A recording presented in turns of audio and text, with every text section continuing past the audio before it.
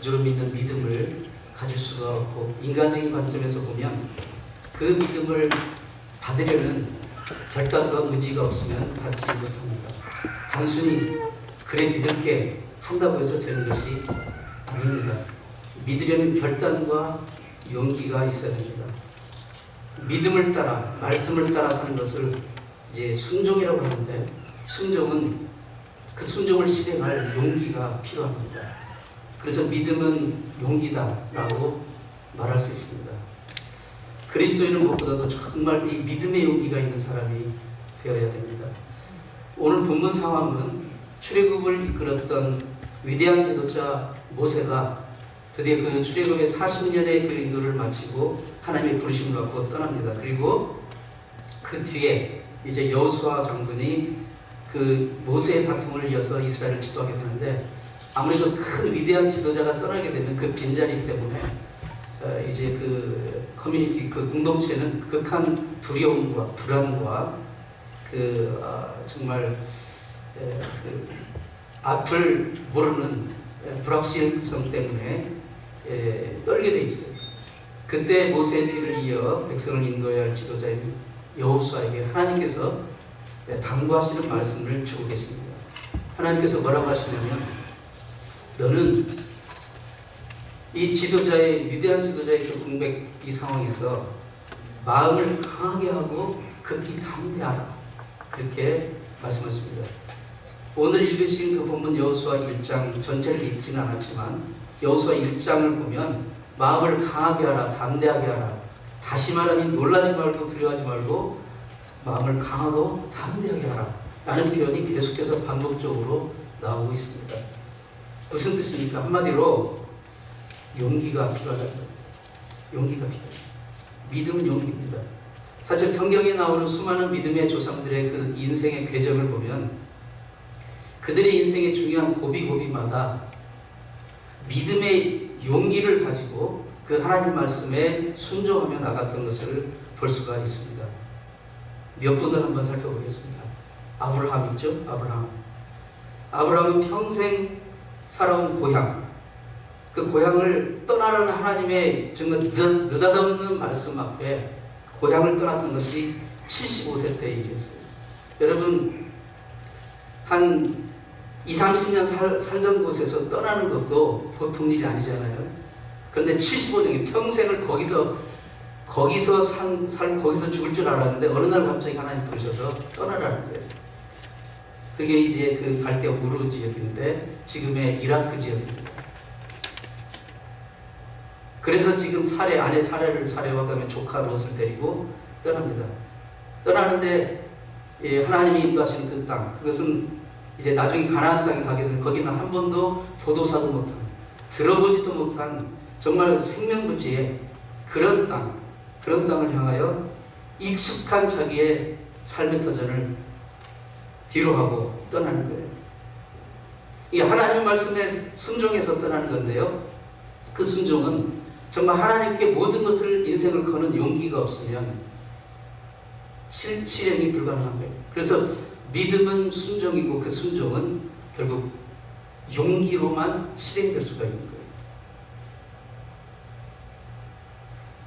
두 번째로 오늘 본문과 관련이 있는 모세는 이스라엘 백성들을 또 하나님의 명령을 받들어서 출애굽을 시키고 애굽을 나왔는데 탄탄대로가 열렸습니까? 아니에요. 애굽을 딱 빠져나왔는데 앞을 가로막고 있는 홍해가 버티고 서 있습니다. 그때 무슨 배가 있습니까? 다리가 있습니까? 무슨 헬리콥터가 있습니까? 갈 길이 없는 거예요. 그때 하나님께서 모세로 하여금 지팡이를 홍해 위로 내밀라 명령을 하십니다. 그때 모세는 순종을 합니다. 믿음은 순종입니다. 순종을 해서 지팡이를 내밀었더니 바다가 갈라져 좌우에 물벽이 섰습니다. 여러분, 좌우에 물벽이 넘실거리고 있는 그 바닷속을 지나간다는 것은 대단한 용기가 아니면 아닙니다. 눈앞에 물이 갈라져 있는 것을 보았어도 여러분, 이게 용기가 없으면 그것을 그 하나님 명령에 순종해서 들어갈 수가 없는 거예요. 믿음은 순종이고 그 순종을 실행하는 것은 결국은 용기입니다. 모든 사람이 용기가 있었던 게 아니에요. 이스라엘 백성들은 그 상황 앞에서 애굽에 매장지가 없길래 우리를 이곳으로 인도했느냐. 그렇게 지도자 모세를 원망하면서 극도의 불안감, 그 공포 속에 사로잡혀 있었어요. 마지막 그 순종, 하나님의 말씀을 순종할 수 있는 그 용기, 그게 없었던 거죠. 그때 모세가 담대히 이렇게 외쳤습니다. 출애굽기 14장 13절에 너희는 두려워 말라. 가만히 서서 여호와께서 오늘날 너희를 위하여 하시는 구원을 보라. 순종하고 이제 용기를 가지고 실행에 옮겨야 하는 것이죠. 모세는 그러한 용기를 가지고 백성을 데리고 홍해를 건넜습니다. 믿음은 용기입니다. 믿음은 하나님의 말씀에 대한 순종이고 그 순종은 오직 용기로만 실행이 될 수가 있습니다. 마태복음 9장에 보면 중풍병 걸린 친구를 예수님 앞에 데려온 친구들이 있었어요. 그런데 예수님이 이제 머무신 그 집에 예수님에 대한 소문이 나니까 수많은 사람들이 막 병자를 내려오고 인산인해를 이루었습니다. 도저히 집이 완전히 사람들로 가득 차서 더 이상 들어갈 수 없어서 입구가 폐쇄가 됐어요. 봉쇄가 됐어요. 그때 이 친구들은 이 중풍병 걸린 친구를 들것에 매가지고 이렇게 왔는데 그 문 앞에서 상황을 보니까 이건 불가능해요. 마치 홍해가 앞에 있어서 불가능한 것처럼 불가능한 거예요. 예수님 앞으로 자기 친구를, 병든 친구를 데려갈 수가 없는 거예요. 그래서 두 가지 선택이 있었어요. 여기서 포기하고 돌아갈 것인가? 아니면 그래도 밀고 갈 것인가? 그들은 용기를 냈습니다. 그들은 다른 방법을 통해서 지붕 위로 올라가서 지붕을 뜯어서 구멍을 내고 그래서 들것에 이제 그 병든 친구를 얹혀놓고 내렸습니다. 예수님 앞으로 내렸어요. 이 용기와 결단이 믿음, 순종, 그리고 용기, 이것을 다시 한번 보여줍니다. 자칫 잘못하면 이 지붕이 무너져서 자기들의 생명도 위험할 수 있는 그런 상황. 그리고 나중에 이 집 주인이 그 지붕 파손한 것에 대한 손해배상을 청구하면 그것 또한 물어줘야 되죠. 그 모든 위험을 다 각오하고 감수하고 용기를 내서 결단을 합니다. 자기 친구가 예수님만 만나면, 예수님만 개입하시면 이 문제는 해결되고 이 친구는 나을 수 있다라는 그 믿음, 그리고 순종, 그리고 용기. 중풍병자를 예수님 앞으로 내려놨을 때 예수님은 이 환자가 얼마나 병이 위중한지 그걸 보지 않으셨어요. 그 성경에 보면 예수님이 저들의 그 친구들, 그러니까 병자가 아니라 그 친구들의 믿음을 보셨다고 했어요. 저들의 믿음을 보시고 이 병자에게 이렇게 말씀하셨어요. 소자야, 안심하라. 내 죄 사함을 받았느니라 라고 선포하셨습니다. 예수님이 아무한테나 네 죄 사함을 받았느니라고 말씀하지 않으셨어요. 예수님이 그 믿음과 그 순종의 용기를 보인 사람들에게 예수님은 내 죄 사함 받았느니라 그렇게 선포하신 장면이 몇 군데 나옵니다. 믿음, 순종, 그리고 용기. 주님은 거기에 동의를 하셨고, 그리고 그 중풍병 걸린 환자를 치료하셨습니다. 사랑하는 성도 여러분, 우리가 신앙생활 한번 잘 해보겠다고 마음만 먹는다고 되는 게 아니잖아요. 결단과 실천하는 실행에 옮기는 용기가 필요합니다. 여러분이 교회에 정말 좋은 마음 먹고 봉사하고 싶다고 마음만 먹는다고 그냥 저절로 됩니까? 아니에요.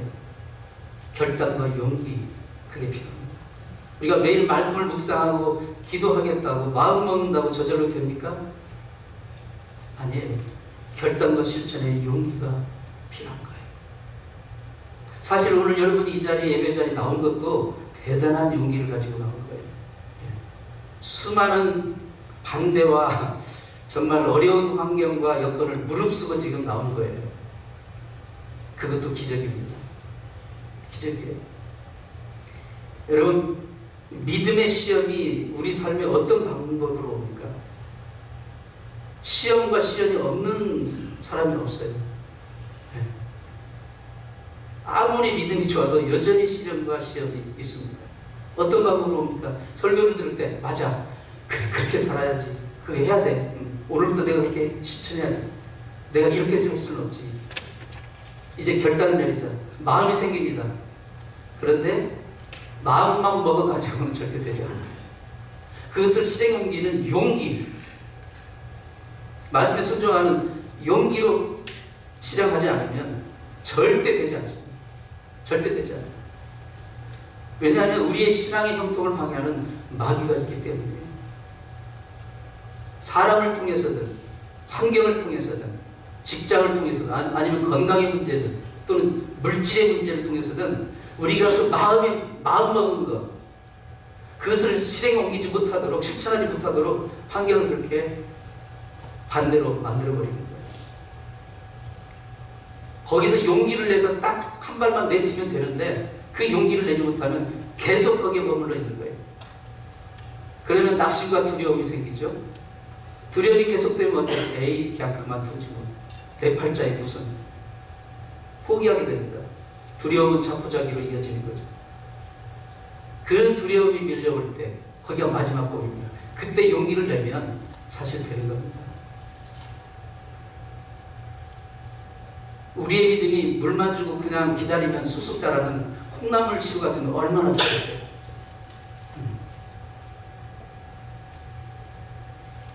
믿음은 순간순간의 결단과 실행하는 용기가 필요합니다. 그럴 때 우리의 신앙이 승리가 있고 발전이 있고 진전이 있는 거예요.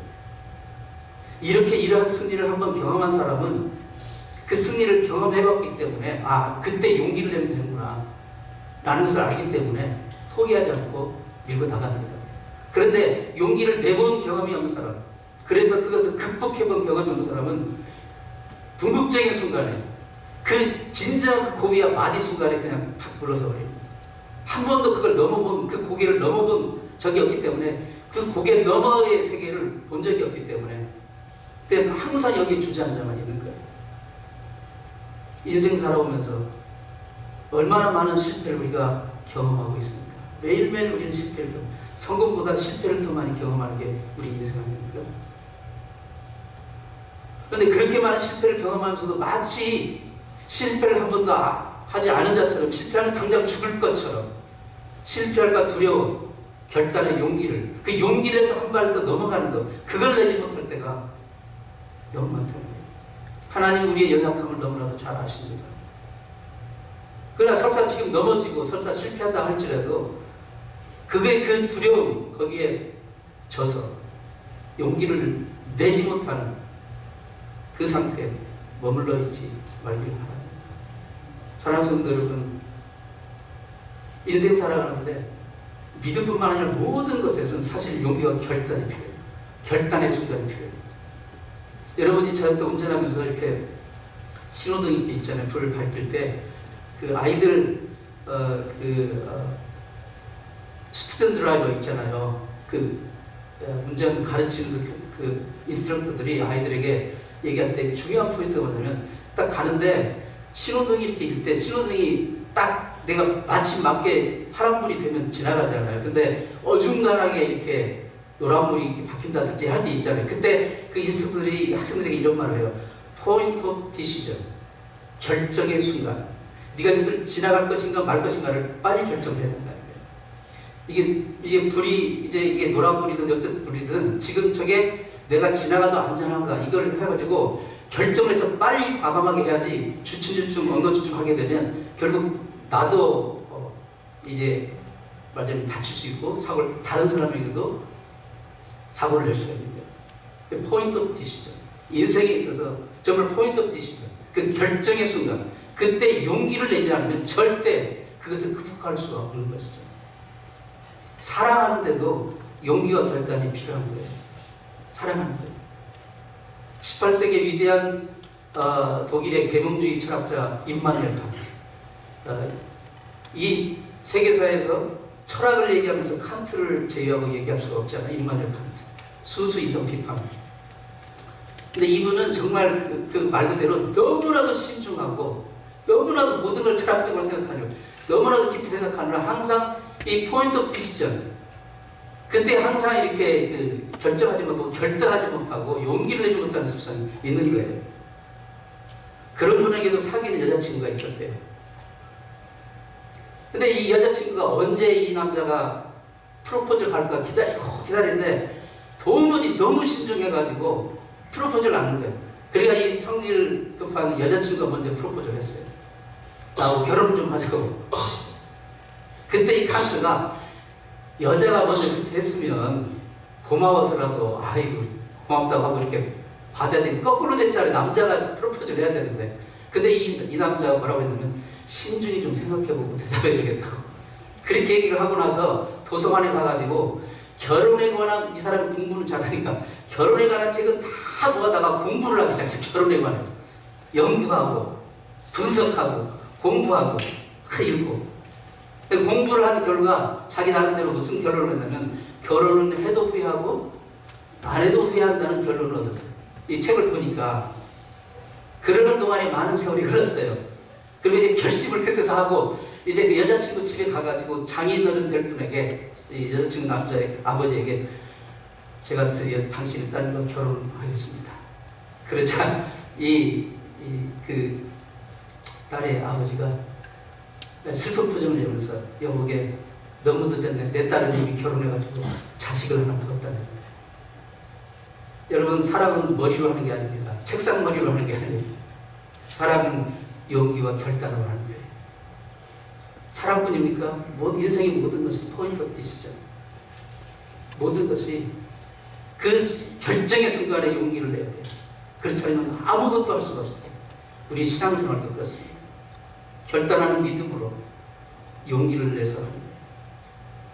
그때 그것을 하나님 말씀에 순종해서 옮기면 놀라운 세계가 펼쳐지는 겁니다. 서울에 연동교회를 심호하셨던 이 서미 목사님하고 계세요. 지금 은퇴하셨는데 한 8년 은퇴하신 지 8년 됐는데 그분의 아버님도 목사님이셨어요. 그 아버님이 이제 군대 옛날에 아주 옛날이죠. 군대를 갔는데 그 아버님 군대 갔는데 헌병으로 갔어요. 헌병 그 LP라고 하죠. 밀리터리 폴리스 헌병으로 갔는데 여러분 헌병은 뭐 어느 나라나 헌병은 군기가 가장 센 데 아닙니까? 군기가. 근데 헌병대 배치받은 첫날 이석희 목사님 아버님이 이제 자기 상사 보스에게 가가지고 이렇게 말을 했대요. 저는요 주일은 꼭 교회 가야 됩니다. 이렇게 말을 했대요. 그러니까 이 보스가 기가 막히다는 표정으로 창세 이후로 헌병이 주일날 교회 간 적은 없느니라 이렇게 얘기를 했다는 거예요. 그래서 이분이 말했어요. 헌병대보다 높은 하나님이 계십니다. 이렇게 또 받았다네요. 저는 주일에는 무슨 일이 있어도 교회 가는 그날 죽도록 맞은 거예요. 죽도록. 근데 죽도록 맞고 기현이 갔어요. 갔다 와가지고 또 죽도록 맞고 그 다음 주일이 됐는데 또 갔어요. 교회를 갔다 와서 죽도록 맞고 그 다음 주에도 갔어요. 또 맞았어요. 그 어느 날 이 보스가 징그럽다 이놈아 가라. 믿음은 실행에 옮기는 용기가 필요합니다.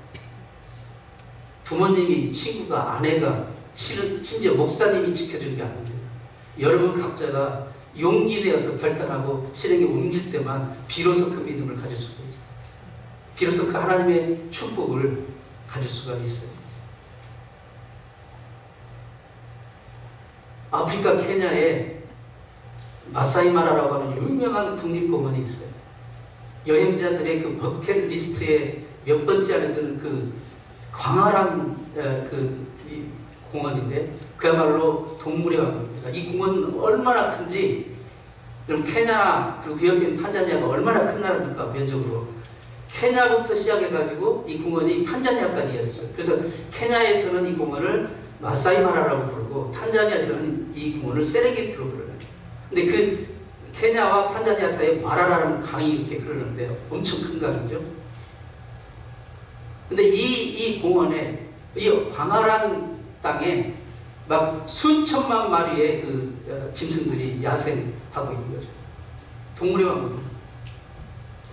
이게 워낙 크니까 공원 이쪽에서는 여름이면 저쪽에서는 이미 가을이 시작되고, 이쪽에서 우기, 비가 오는 계리면 저쪽은 건기고, 이쪽이 건기면 이쪽이 우기가 시작되고, 워낙 크니까 뭐 한반도보다도 뭐 3배가 4배 된다고 하더라고요. 그렇게 크니까. 그러니까 이 짐승들이, 특히 초식동물들은 이제 풀을 뜯어먹고 사는 초식동물들은 건기가 되면 풀이 마르니까 굶어 죽잖아요. 그러니까 이 초식동물들은 이동을 해야 돼요. 우기를 따라서, 계절을 따라서 이동을 해야 돼요. 이동을 해야 되는데, 가령 예를 들어서 이제 그 마사이마라에서 세렝게티로 가려면 마라라는 강을 건너야 되잖아요. 이 강을 건너야 이제 그 우기, 풀을 먹을 수 있는 그 지역으로 가기 때문에 반드시 가야 되는데, 그 장면이 장관이래요. 막 이 소 때, 뭐 얼룩말 때, 뭐 사슴 때, 특별히 그 누우 때라고 하는, 지금 사진에 보는 누우 때라고 하는, 이게 소과의 동물이란데, 여기만 사는 그 소과 동물이래요. 누우라고 부르는. 야네들 막 한 때가 이르면 보통 막 10km 이어지는 때로 이렇게 이동을 한다는 거죠. 근데 문제는 뭐냐면, 이 강물 안에 뭐가 있어요? 악어들, 하마들이 막 수만 마리가 있는 거예요. 이 악어와 하마들은 이때가 장날이에요. 왜냐면 얘들도 굶주렸다가 이때를 기다리는 거예요. 이때 짐승들이 건너갈 때 그때 잡아먹는. 그러니까 이게 너 죽고 나 죽고 하는 그런, 너 죽고 나 그런 상황인 거예요. 누구 때들이 이제 건너야 돼. 안 건너면 여기서 굶어 죽는 거예요. 그러니까 여기서 굶어 죽느니 차라리 건너가가지고 도중에 죽을지라도 건너가서 저기 가서 살아야 되니까. 그러니까 여기 뭐예요? 여기도 포인트 오브 디시전. 결심을 해야 돼. 결단하고 용기를 해야 돼. 그러니까 다들 이제 이 그 강둑에 서서 주춤주춤하죠. 왜냐면 악어들이 막 이러고 입 벌리고 있으니까. 예. 그러니까 주춤주춤하고 있는데 용기 있는 몇 명 리더들이 과감히 들어갑니다. 물론 들어가서 먹히는 수도 있지만 어쨌든 들어가면 우르르 따라 들어가요. 막 용기를 내서 같이 따라 들어가면 막 수천만 마리가 막 들어가는 거예요. 그러면 아무리 강한 악어라도 그 압도하는 용기의 그 그룹 앞에 결국 손을 대지 못하고 지나간다는 거예요. 지나간다. 악어가 무섭다고 강을 건너지 않으면 여기서 굶어 죽는. 여기는 목숨을 걸어야 될 용기가 필요합니다. 우리 신앙생활도 그렇습니다. 신앙생활도 결국은 이 용기를 내는 사람만 그 하나님의 놀라운 종과 복을 경험하고 누리게 되는 거예요. 불신앙과 유혹과 사탄의 그 공격, 그 악어들이 우글거리는 이 세상에서 하나님의 말씀에 순종하는 그 믿음의 용기와 결단이 없이는 결코 이 강을 건널 수 없습니다. 믿음은 용기입니다. 순종하는 용기. 이스라엘 아합 왕 시대에 오바댜라는 국내 대신이 있어요. 오바마 대통령이 아니고 오바댜 그 구약의 오바댜, 거기 그 선지자 오바댜 말고 오바댜라는 동명이인이 있어요. 아합 왕의 국내 대신이니까 굉장히 높은 벼슬을 하는 사람이에요. 근데 구약 성경을 읽어보시면 알겠지만 이 아합 왕 시대는 이스라엘의 암흑기였어요. 왜냐하면 그 바알 숭배가 본격적으로 막 이제 이 온 나라에 들어왔던 그런 시대. 왜냐하면 이 아합 왕이 이세벨이라는 왕비를 왕비하고 결혼을 했는데, 이 이세벨이 누구냐면 시돈 나라의 공주예요. 왕의 딸이에요. 그 딸을 이제 왕비로 해서 결혼을 했는데, 그 시돈은 바알 신을 섬기는, 바알 우상 섬기는 나라죠. 그러니까 시집이 와가지고 시집 목만 온 게 아니라 바알 숭배를 가지고 와가지고 이 남편을 막 바가지를 긁어서 결국은 겁을 바꿔서 이 이스라엘은 하나님을 섬기는, 여호와 하나님, 유일한 하나님만을 섬기는 그 신앙인데, 하나님 외에는 다른 신을 섬길 수 없는 그 신앙인데 바알 우상을 가져와 가지고 이 나라의 법적으로 발구상을 섬기도록. 그리고 여호와 하나님을 섬기는 선지자와 제사장들을 잡아서 죽입니다. 죽여요. 그러니까 이 선지자와 제사장들이 살 수가 없으니까 도망을 가요. 도망을 가는데 다 산으로 들로 막 굴 속으로 들어가요. 그때 이 오바댜라는 군대 대신이 몰래 이 선지자와 제사장들을 50명씩 그룹을 져가지고 굴 속에 넣어놓고 몰래 음식과 물을 갖다 준 거예요. 대단한 용기잖아요. 자기의 직을 걸고 심지어 자기의 목숨을 걸고 하는 일이잖아요. 들켰다가는 어떻게 돼요? 죽는 거죠. 오바댜는 다 포인트 오브 디시전에서 거기서 하나님의 명령에 순종하는 용기와 결단을 가지고 실행에 옮긴 것이에요.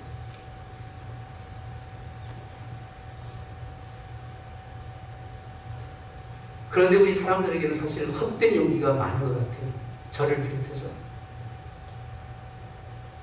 정말 내 인생에 복이 되지 못하는 일을 쉽게 감행하는 용기가 있어요. 악한 일을 감행하는 용기가 있어요. 남을 슬프게 하는 데는 아주 용기를 내요. 남을 낙심시키는 데 용기를 내요. 남을 무시하는 데 용기를 내요. 그런 헛된 용기는 패망의 용기입니다. 선한 일, 좋은 일, 하나님 말씀에 순종하는 일에 용기를 내야 됩니다. 여러분, 미움도 다툼도 사실 용기를 내서 하는 거예요. 네. 누구를 미워하는 거 얼마나 신경 쓰는지 아세요? 그렇죠? 굉장한 용기를 가지고 하는 거예요. 그것도. 부부간에 싸울 때 아주 용기를 내서 싸우는 부부들이 많아요. 남편이 막 재떨이 같은 거 던지면 부인은 막 주걱을 던지고, 남편은 부인이 끔찍히 아끼는 막 디올백을 막 던지면 부인은 남편이 애지중지하는 아놀드 파마 골프채를 막 던져버려요. 이런 용기를 가지고 막 헛된 힘을 쓰면서 살아가요. 헛된 용기. 패망의 용기. 사랑하는 성도 여러분, 미움의 용기 내지 마시고 사랑의 용기를 내시기 바랍니다. 미워하는 것보다 사랑하는 것이 더 큰 용기를 필요합니다. 남성들은 결혼하기 전에, 특히 한국 남성들은 결혼하기 전에 그래도 용기를 내가지고 사랑한다는 말을 많이 합니다. 근데 결혼하고 나면 그게 어디로 사라졌어요? 왜 그러냐고 했더니 잡은 고기에 더 이상 미끼를 주지 않는다는 생각입니다. 사랑하는 성도 여러분, 용기를 내되 헛된 데 용기를 내지 마세요. 정말 하나님의 일에, 좋은 일에, 선한 일에, 하나님 말씀에 순종하는 일에 용기를 낼 수 있기 바랍니다. 우리가 용기를 낼 수 있는 출처가 어디입니까? 우리가 용기를 낼 수 있는 그 근거가 뭐예요? 우리가 무슨 배짱으로, 무슨 우리가 뒷심이 있어서 용기를 낼 수 있습니까?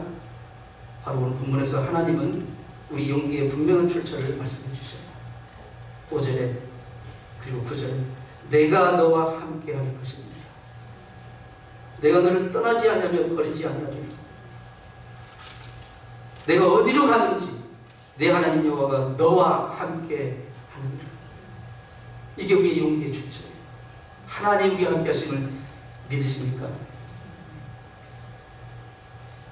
여러분, 인생은 결국은 혼자 왔다가 혼자 떠나는 겁니다. 그런데 유일하게 나와 영원히 함께 하실 분은 하나님밖에 없어요.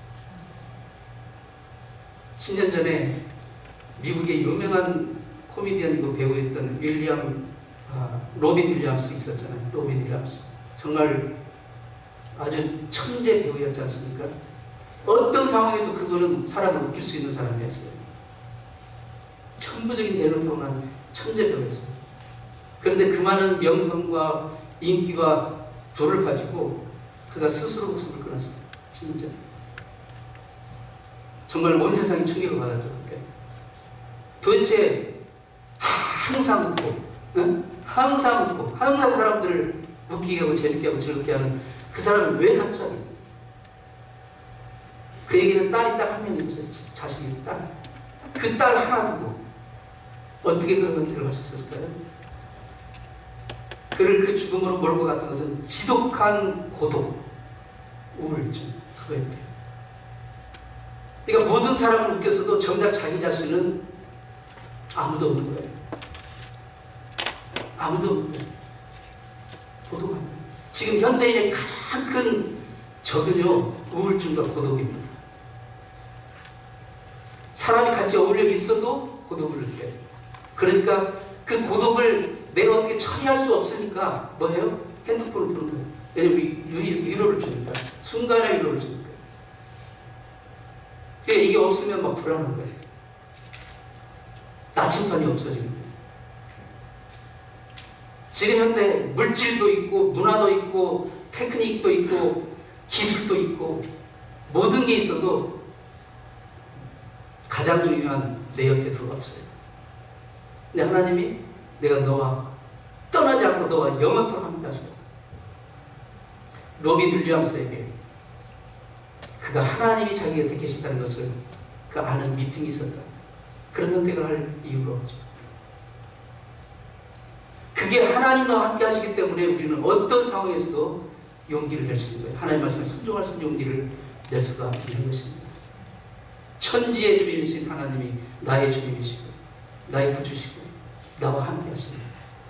이 믿음,